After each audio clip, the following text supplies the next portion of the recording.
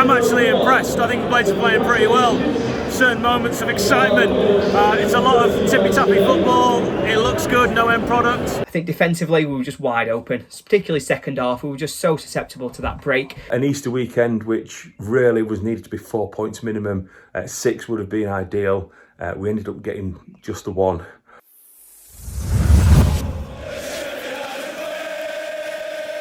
Alright, first half. I'm actually impressed. I think the Blades are playing pretty well. Certain moments of excitement. It's a lot of tippy-tappy football. It looks good, no end product. 2 moments when I thought we should have scored. 𝐍𝐸𝐲𝐸 on 43, Ender Stevens right before the half-time whistle. If you're going to score, the best time of course to score is just before the break. It wasn't to be. I've done so many of these all season and it seems to be I'm doing what will be now the 24th 0-0 first half. Unbelievable. If you're going to miss a half for Sheffield United, miss the first half. Let's hope second half's a great deal better. Where we are in the away end, which is far busier than I was expecting it to be, going to be shooting directly towards our fans. I'm hoping to see at least 3 goals of the Blades. Cheers, Hal. Well, the Blades come out for the second half really needing to turn 1 point into 3 to keep playoff opportunities in their own hands. And the second half started promising. It looked like we were going to kick on from where we ended the first without that end product.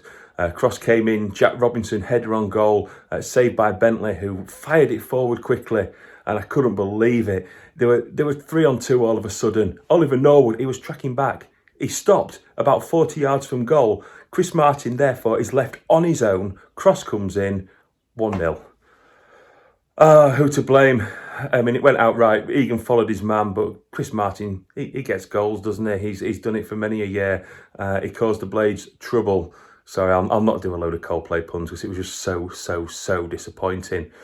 Blades started to throw caution to the wind a bit, and every time Bristol City came forward, it looked like they were going to score again. We were just getting picked apart. Norwood was giving the ball away. It wasn't just him. Baldock was nowhere to be seen on so many occasions. I was shouting and screaming and bawling at them because it was absolutely pathetic. A game that we had dominated. All of a sudden, it looked like we were going to fall apart like we did at Coventry. Thankfully, we didn't. We grew back into the game, and then on the hour mark, a scissor kick from Morgan Gibbs-White, the law firm equalises for the Blades. He made it 1-1. It was a good finish. He got a lot of credit for that finish. Ender Stevens has to be given credit for cutting in, getting a shot on goal, forcing the keeper to make a save. The keeper pushes it out. He tries to push it wide. It hits the Bristol City defender. But Morgan Gibbs-White, that was a control finish. It may have looked easy, but he controlled that really well. So on the hour mark, it was Bristol City 1, Blades 1. And we really then needed to push on, go for 3 points. And, you know, to be fair, we gave it a go. We kept pushing. We left ourselves exposed at the back. We were always going to get caught out. That was always going to be the case that, you know, did we risk 1 point to gain 2? It looked like that's what was going to happen.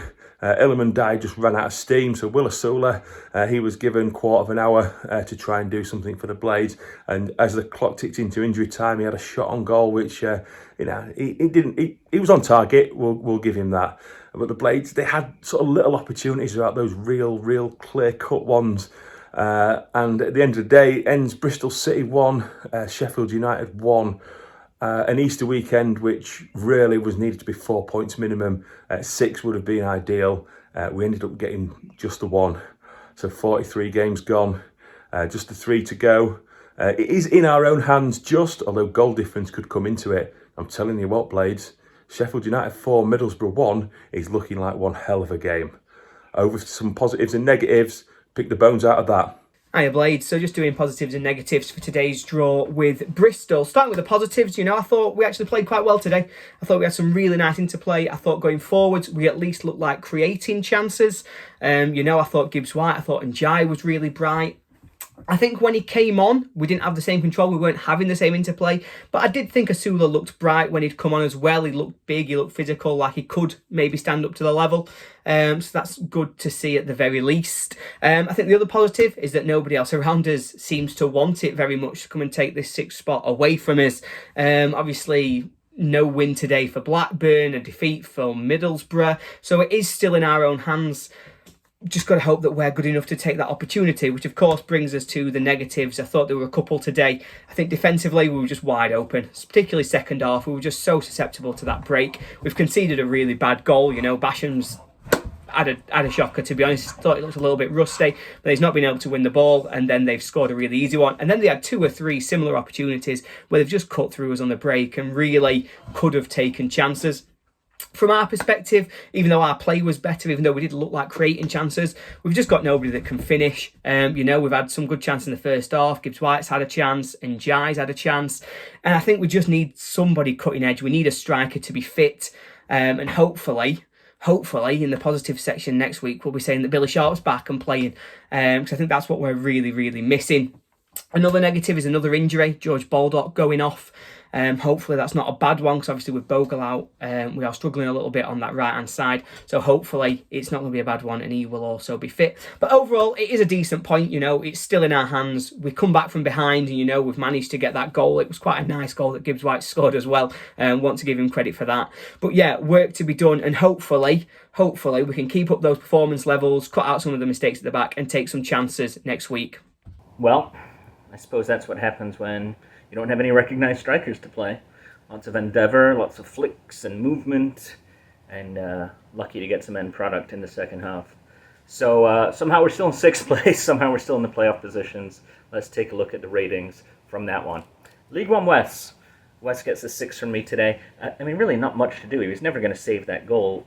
Peter Shilton and Gordon Banks tied together wouldn't have saved that goal. Other than that, not much else. 6 for West.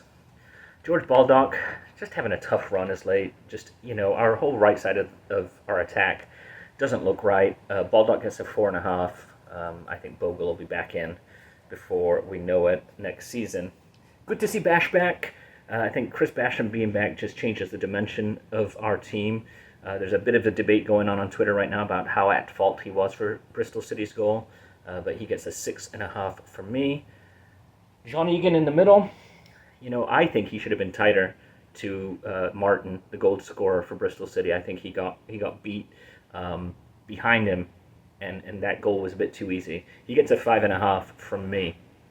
Jackie Longthrow. Listen, last game, the left-sided defense was Ben Davis, who was at fault for both goals. Thought Jackie Longthrow was fine. He gets a 6, and I would expect him to keep his place for the next match as well. On to the left side of the defense, Enda Stevens, he gets a 6. I think he's still coming back from injury. But I will say, credit him with the assist from Morgan 𝐍𝐸𝐲𝐻 equalizer. He took that shot in the area, forced a save, and 𝐍𝐸𝐲𝐻 with the acrobatic finish. So 6 for Enda. Going into our midfield, Ollie Norwood, who could forget him, right? He gets a 6. Not his best and not his worst performance. We seem to be running this short corner, Ollie take a shot from outside the box routine that's worked once, but most of the time just gets blocked. So I think we probably need to look at that again. John Fleck, he was my man of the match, actually, and the stats back that up. John Fleck had 7 key passes for us. Key passes are passes that lead to an attempt on goal that was unsuccessful. John Fleck had 7. The next highest number for the Blades was a bunch of people tied at 1. So that's a big difference for me. John Fleck gets a 7 from me.